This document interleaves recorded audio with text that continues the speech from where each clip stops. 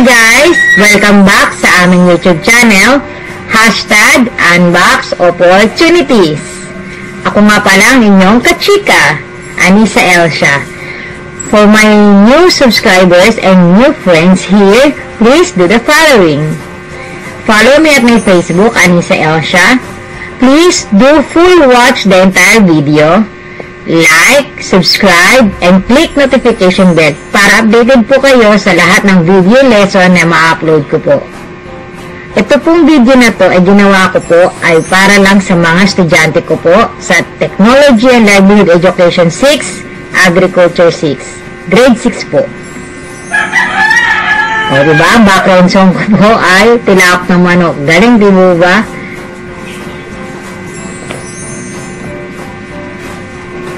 Hi!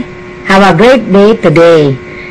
Ngayon, magpapatuloy na po tayo sa pag-aaral ng Technology and Livelihood Education 6, Agriculture 6, Module 2, Lesson 4. Tara, samahan niyo na po ako. 1, 2, 3.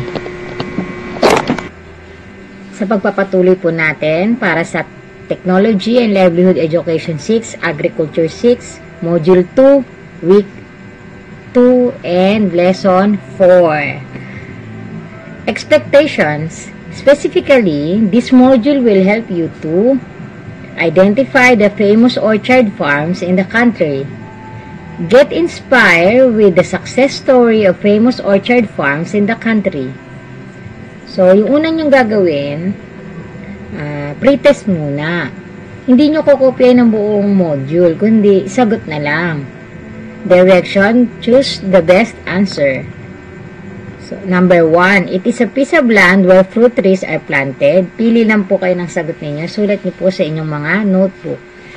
2, it is not just an ordinary mango orchard, but an agritourism destination in Zambales, as well as a venue for team building and corporate events, camping and family outing, educational tour, rest, and recreation.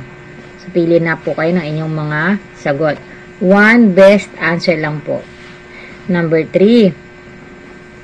Located in San Pablo, Laguna, covers with more than 15 hectares, which are planted with 2,000 trees each of rambutan, lanzones, durian, and papaya. Number 4. An orange plantation in Southern Road, Sagada Mountain Province. And number 5, located in the Baguio district of Davao City in the southern Philippines, it is owned and managed by a former employee of the Philippines Postal Corporation. So, pili lang po kayo ng 1 correct answer, then sulat po ninyo sa inyong mga TLE6 notebook. Or, the best, mag-direct po kayo sumagot sa ating Google Classroom. Looking back to your lesson, let's answer the following questions. Number 1, what is the first thing to consider if you're going to produce fruit products? Number 2, what are the typical fruits in great demand in other countries? Reading activity. Lesson 4, famous orchard farms in the country. When we say orchard, it's a piece of land planted with fruit trees. Famous, known about by many people.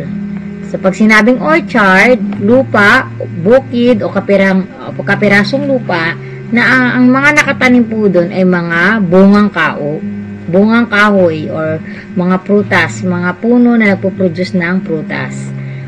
Famous, ibig sabihin, tanyag, kilalang kilala, sikat. Alam ng lahat ng tao, kilala ng lahat ng tao. For example, itong unang picture na nakikita ninyo, isang orchard siya ng mangga, mango orchard. So, itong bukid na to, itong taniman na ito, ang mga nakatanim lang po dyan ng mga bungang kahoy ay mangga.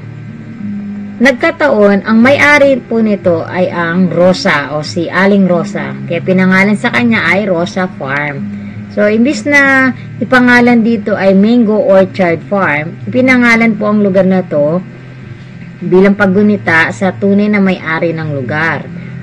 Kaya nilagay Rosa Farm. Rosa Farms is a 12.5 hectare mango orchard in the coastal province of Zambales, home of the Philippine Carabao mango. The property was purchased in 1920 by David Hoxon and Rosa Magsaysay. When Mount Pinatubo erupted in 1991, the whole place was buried in ash, leaving only a few surviving mango trees. David and Rosa's grandchildren faced the devastation with resilient spirit. They rehabilitated and developed the farm into a mango orchard. By 2011, the farm was renamed as Rosa Farms under the management of Ding and Nelda Zulueta. Today, it is not just an ordinary mango orchard but an agri-tourism destination, as well as a venue for team building and corporate events, camping and family outing, educational tours, rest, and recreation. So, may history pala itong Rosa Farm. Ang Rosa Farm ay binubuo ng 12.5 hectare mango orchard. So, ito po ay matatagpuan sa coastal province of Zambales na tinatawag na home of the Philippine Carabao mango. Manggang kalabaw, ganyang kalalaking mangga po yun. So, yung lugar na yan, sikat na sikat, tawag sa kanya ay Philippine Carabao mango dahil bukod sa 12.5 hectare na mangga ang nakatanim dun, ang nagmamay-ari po nun ay sina David Hoxon and Rosa Magsaysay. Binili po nilang lugar na yan way back 1920.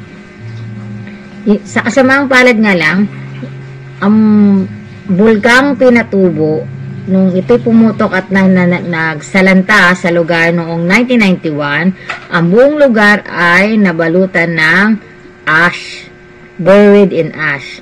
Ang natira na lang na nakasurvive na punong mangga ay kakaunti na lang. Kaya ang ginawa ng mga apo ni David at ni Rosa, dahil nasira na ang buong paligid, sila na ngayon ang mga apo na nila ang nagpatuloy i-rehabilitate at mag-develop ng lugar na yon. No? Nagtanim sila uli. Inayos nila ang buong lugar, inilagaan nila lahat ng mga puno ng mangga. Hanggang sa ito ay nagbalik at nagyumabong at kahit papano ay nakabawi na sila doon. Kaya nung taong 2011, bilang paggunita sa kanilang mga lolo't lola, ito ay pinangalanan na Rosa Farm under sa pamumuno ni Ding and Nelda Zulueta. Ngayon, ito ay hindi lang basta ordinaryong mga tanim lang ang mga punong mangga doon. Hindi lang mga mangga lang o punong mangga lang ang makikita nyo doon. Ito rin po ay ginawara ng agri-tourism destination. Ibig sabihin, pang-agriculture na siya, tourism pa siya. Dinadalaw at pinupuntahan ito ng lahat ng tao sa buong panig ng mundo dahil magandang lugar. No? Ganun na rin, ginawa na rin tong lugar na to bilang team building, corporate events, camping, family outing, educational tours, and recreation. So, maraming nagawang activities na dito sa lugar na to, kaya the best na ngayon ang Rosa Farm. So, papapatuloy, ang next naman natin ang Rock Farm at Cafe Bodega. Ang Rock Farm at Cafe Bodega, an orange plantation in Staunton Road, Sagada, Mountain Province. Pick and pay with entrance fee of 50 pesos. You can eat as much as you want inside the farm. Ito po yun. Ang Rock Farm at Cafe Bodega. Yan, ganda. So, ang mga nakatanim po doon, ang orchard farm na nakalagay po doon, ay mga orange, pongkan, sangkis, or basta pongkan, orange, nakikita nyo sa picture na yan. Magbabayad ka lang po ng minimum 50 pesos as entrance fee, then unlimited na po yon. You can eat as much as you want. Kahit ilan ang makain mo doon na sangkis o tiyatag na orange. Okay. Orange plantation or orchard farm, orange orchard farm o kaya orange plantation ang tawag doon. Walang ibang nakatanim sa lupa na yan kundi mga orange. o oranges. Ang sunod naman ay Philippine Mango Seedling Farm Corporation or Philippine Mango Seedling Farm. Ayan. So, ang grupo naman na ito ay nangangasiwa naman para sa pagpaparami ng punla o young plant ng mango. Philippine Mango Seedling Farm Corporation, a family-owned and operated agricultural enterprise situated in the border of Candaba, Pampanga, and Baliwag, Bulacan. The company was established mainly for 3 objectives. 1.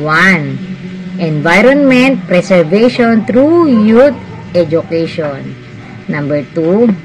Strengthen of the mango industry by ensuring the constant and sustainable supply of mango produced. And number 3, livelihood enhancement through corporate involvement by promoting mango farming.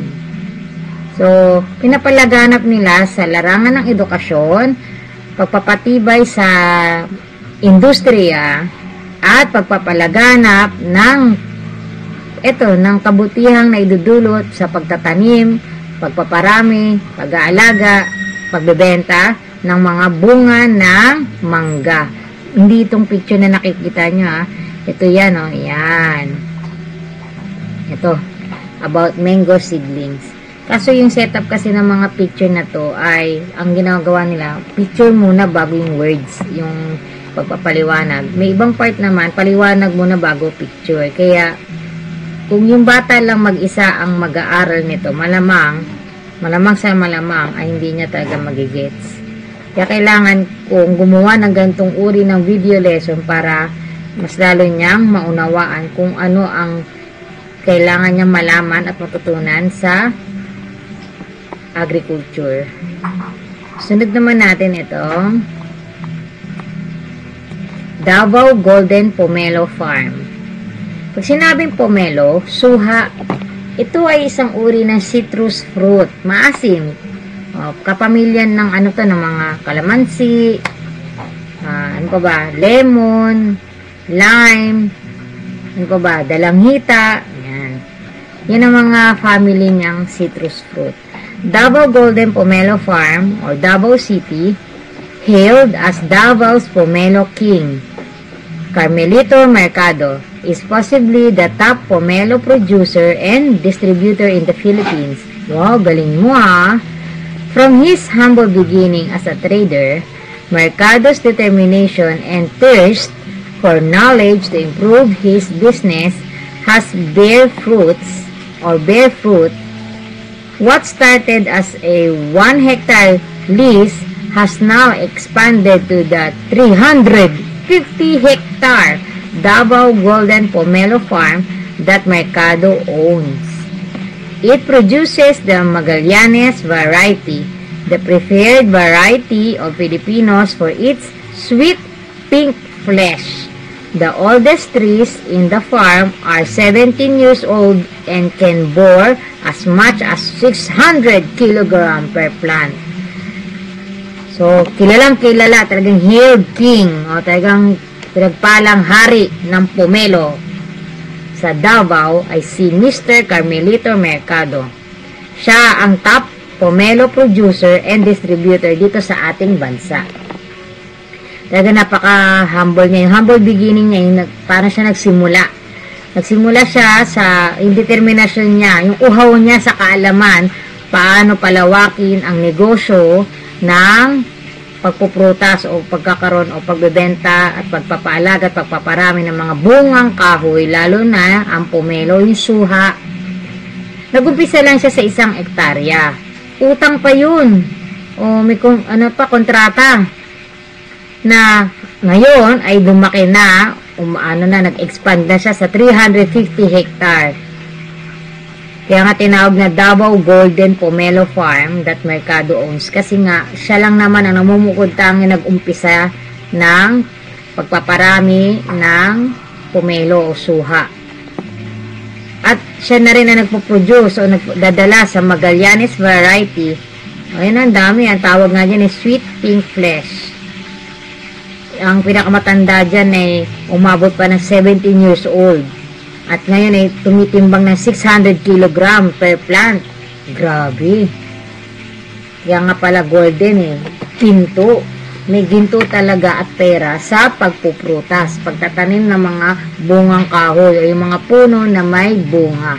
Kaya kahit nasa Maynila or urban life o nasa syudad ka nakatira, pwede mong tuparin ang pangarap mo sa pagtatanim ng mga punong yan, mga fruit-bearing trees. Kaya nga ako, ang project po namin ay hindi po dapat virtual lang. Kailangan ang bata ay matutong paano ba makapagtanim ng mga bungang kahoy, paano ito aalagaan, paano ito pararamihin. Hindi pwedeng video lang, hindi pwedeng salita lang. Kailangan ang bata magkaroon din ng experience sa pagtatanim. Kailangan lang ng proper guidance. Gabay ng magulang talaga ay kailangan. Hindi pwedeng teacher lang ang nagsasalita. Yung teacher lang po ang nagtuturo. Kailangan gabayan din po ng mga magulang. Lalo ngayon, new normal education po tayo. Tulong-tulong din pag may time. Sunod naman po. Ito. Nika's Rambutan Farm. Sa pangalan pa lang, alam na ang nagmamay-ari ng taniman na ito ay si Ma'am Nika. At ang kanyang taniman ay rambutan. Siguro, sino ba naman sa inyo hindi nakakalimot sa rambutan? Ano ba itsura niyan? Kulay-pulay yan, na para may mga balahibo na yan na pag binuksan mo, kulay puti yung laman na sabay dun yung buto. Pwede nyo makita na malakihan at maraming mga litrato o pictures mula dito sa link na yan. Yan. Hindi ko i-click yan kasi ongoing ang ating lecture. Nika's Rambutan Farm, Barangay Lapas, Tibiao, Antique. Sa Antique, Barangay Lapas, matatagpuan ang Rambutan Farm. Nika's Farm is the biggest green rambutan farm located in Barangay Lapas, Tibiao o Tibiao, Antique. Correct me if I'm wrong for speaking ba o pagsasabi ng lugar, no? Paki-correct niyo na lang po ako, comment the right pronunciation of this particular not country, no, particular place or particular yung lugar. The farm was named after the youngest daughter of the owner. Aside from the green and red rambutan, not rambutan, rambutan, you'll also find bananas, durian, lanzones, mangosteen, pomelo, and other fruits.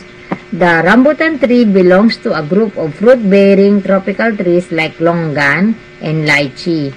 The name rambutan came from an Indonesian name rambut, which means hair. So, ganito yan Ang Nika's Farm, ang pinakamalaking green rambutan farm na matatagpuan doon nga sa Antique, sa Barangay Lapas. Yung bukid na yan, o yung lugar na yan, ay ipinangalan matapos dun sa bunsong anak ng may-ari. So, yung may-ari niyan, meron pa silang bunsong anak, ipinangalan sa bunsong anak na si Nika. Bukod pa dun sa rambutan ang nakatanim dun, may matatagpuan din po kayo mga tanim nila tulad ng saging, durian, lanzones, mangosteen.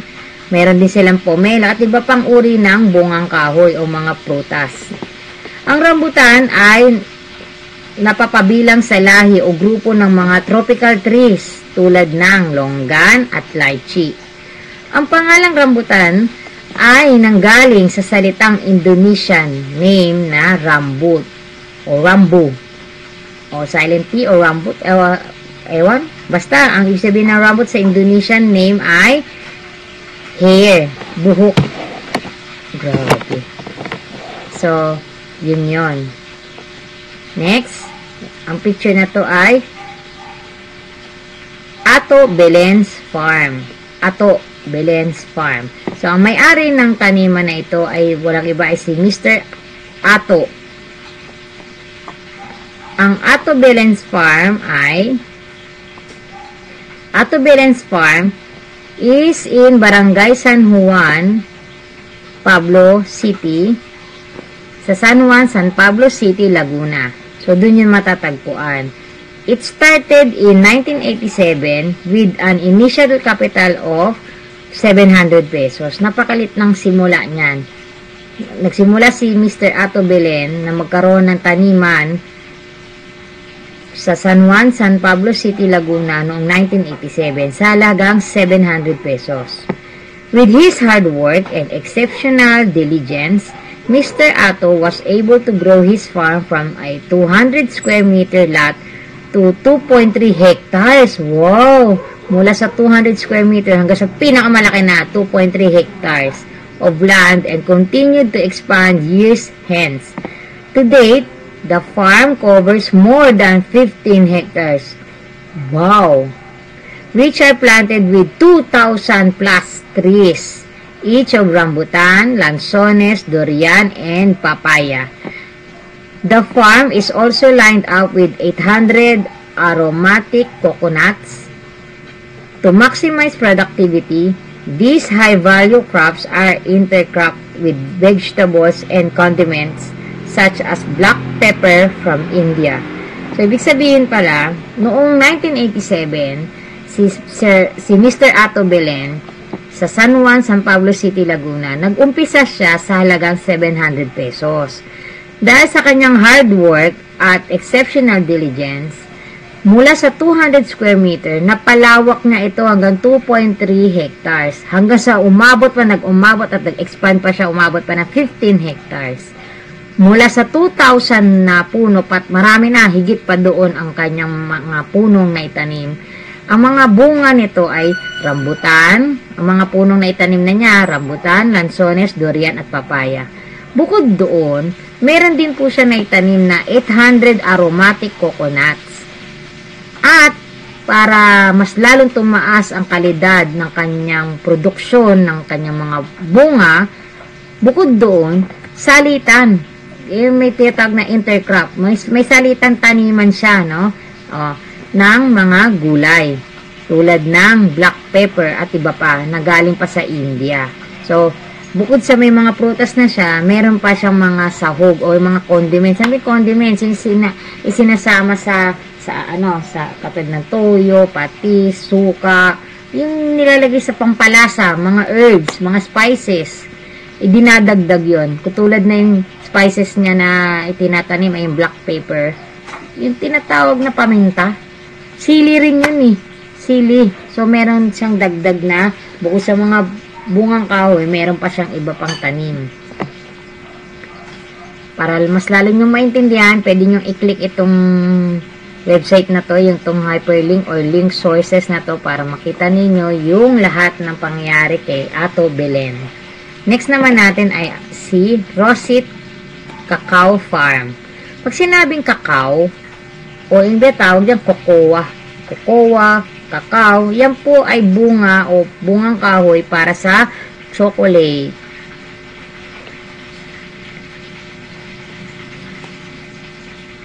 Yan.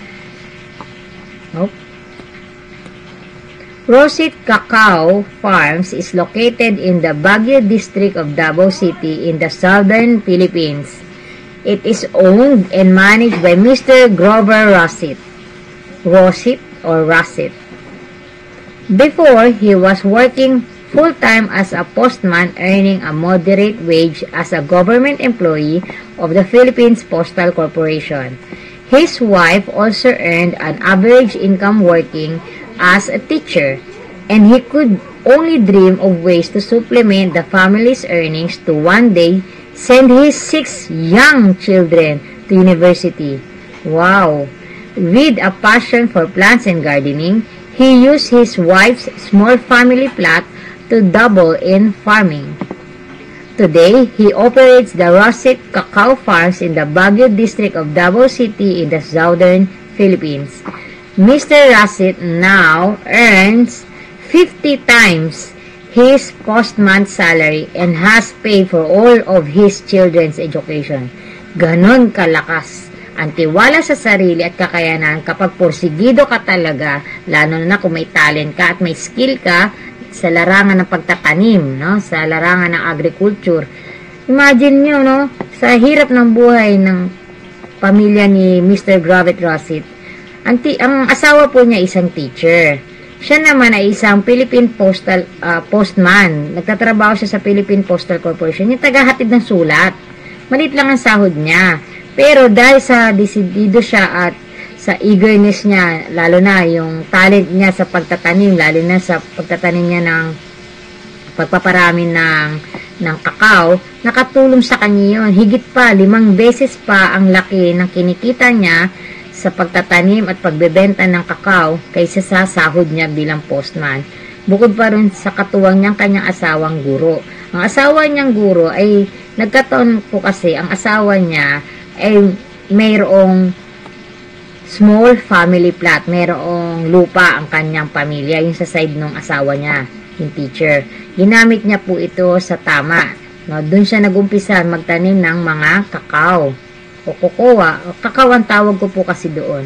So, sa maliit na lote o lupa na yan, doon siya nagsimula. Kaya, yun, nag-unti-unti, nagtanim siya, inalagaan niya, pinarami niya, ginamit niya sa tamang negosyo, at yun, ang tumulong sa kanya para mabayaran niya lahat ng tuition fee ng mga anak niya sa pag-aaral hanggang makatapos ito sa universities, mga matataas na college universities. Imagine, 6 young children, 6 ang kanyang anak na patapos niya sa talent niya, sa skill niya sa pagtatanim, pagpaparamit, pag-aalaga ng kakao. Kaya malaki ang naitutulong ng mga fruit-bearing trees. Napakalaki talaga. Mukha lang yan simple, pero kung dedicated ka, pinaghirapan mo at minahal mo kung ano man ang trabaho meron ka at negosyo meron ka, mag-umpisa ka lang sa simula, sa maliit. Pag yan ay dumami, yan ay nagiging malaki at matagalang tagumpay po yun. Kaya nga, saludo po ako sa mga fruit-bearing orchard growers. Next, dun sa mga estudyante ko po, dun po sa inyong mga notebooks, sasagutan nyo na po ang activity 1 o yung activities natin. Pwede rin kayo mag-direct na sumagot sa ating Google Classroom. Activity 1. Complete the table below using the information that you have read. Name of orchard farm. Isusulat nyo po dito yung mga taniman o orchard farm. Location. Sulat nyo po rito kung saang lugar matatagpuan. Owner. Kung sino mga nagmamay-ari. Reasons why they became successful. Anong mga dahilan kung bakit sila naging successful, naging matagumpay. Activity 2. Aside from famous orchard farms mentioned above, give at least 5 fruit tree orchard farms in the Philippines. You may search on the internet. Bukod sa mga famous orchard farm na napanood ninyo dito sa ating video lesson o nabasa ninyo sa ating localized module, bukod doon, pwede po kayo mag-research gamit ng internet. Okay? Mag-research po kayo. Hanap pa po kayo ng 5. Give at least 5 fruit tree orchard farms. Hanap pa po kayo ng 5 fruit tree orchard farms na matatagpuan dito sa atin sa bansang Pilipinas. Sulat nyo po dito. Sulat nyo rin po yung location kung saan po matatagpuan. Sulat nyo rin po kung anong uri, kind of fruits na kanilang itinanim. At kung sino po ang nagmamayari. Okay?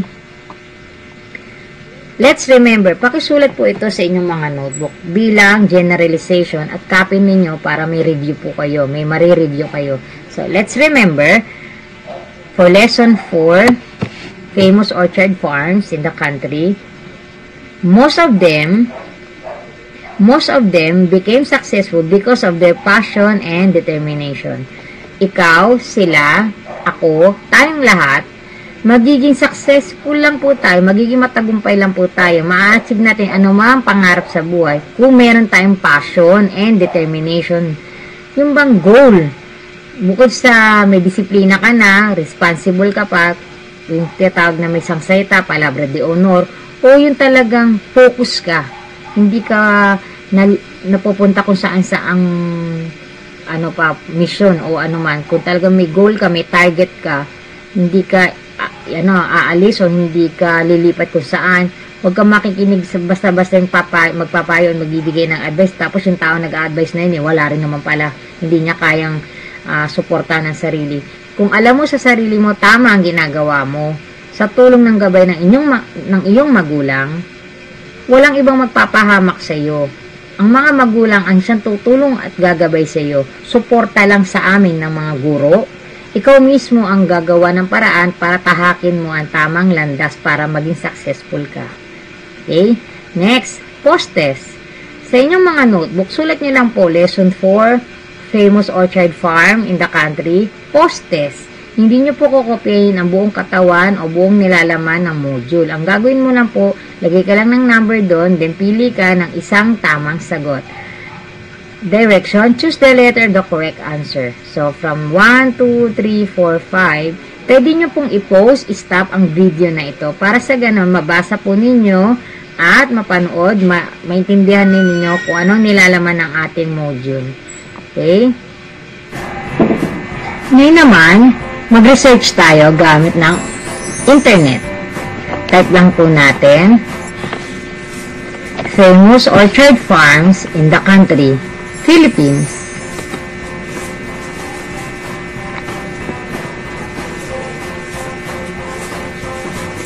Famous orchard farms in the country, Philippines. So, ito yun. Ilitan lang natin para magkasya.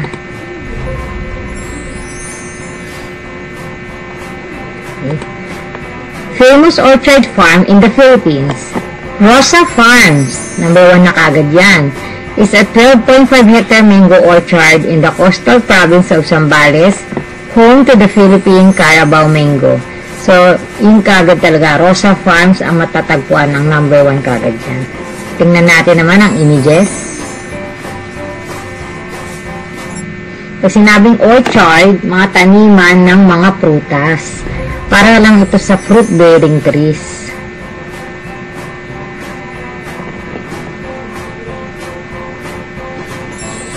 Okay. So, meron tayong ito. May pinya, mangga, dragon fruit, mga ubas, saging. Ano ba ito? Mga exotic fruit-bearing trees, mga bihira lang, kakaiba lang. Kaya parang feeling ko ano to kay Mito. Star apple. Meron din tayong grapes. Meron tayong durian. Dragon fruit. So, marami, no? Wow, ang dami na ito. Ito rin. Ang dami. Sa Google Images, marami po kayo makikita dyan. Okay. Balik tayo sa O. Try natin sagutan at basahin at sagutan ang mga itinatag na people also ask. So, ito yan. Who are the famous orchard farms in the Philippines?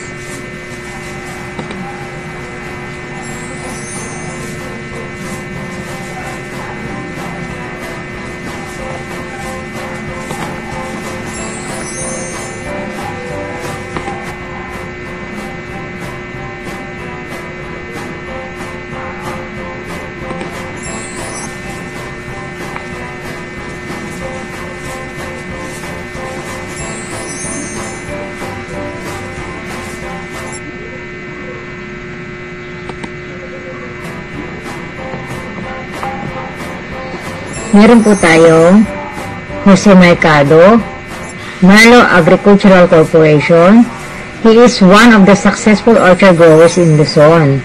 Meron din po tayong Edith Dakoykuy, Refmag Farms. She owns the largest dragon fruit farm in the Philippines, located in Ilocos Norte. Philip Cruz or Herbanext. He owns one of the largest local sources of herbal extracts. Next, What are the famous orchard farm in the country? Famous orchard farm in the country and their location and product explanation. Rosa Farms and also yung Refmad Farm, yung kay Edith Dakuy-Kuy. Who is the successful orchard grower in the Philippines? So, meron tayong Edith Dakuy-Kuy, Rosa, at meron din tayong Senin Bacani, La Puerta Incorporation. Senin Bacani. He is one of the famous orchard growers in the Philippines. He owns vast lands of banana plantation. He produces 5 to 6 million boxes of Cavendish bananas and exports this to Middle East and other countries in Asia. So, for more information and for more knowledge about famous orchard farms in the Philippines, you can also search using your browser, different kinds of browsers, especially Google. So, yun lang po. Muli, ako po ay nagpapasalamat sa mga estudyante ko po. Don't forget to subscribe, like, comment your name para masama kayo sa shoutout, and thank you very much.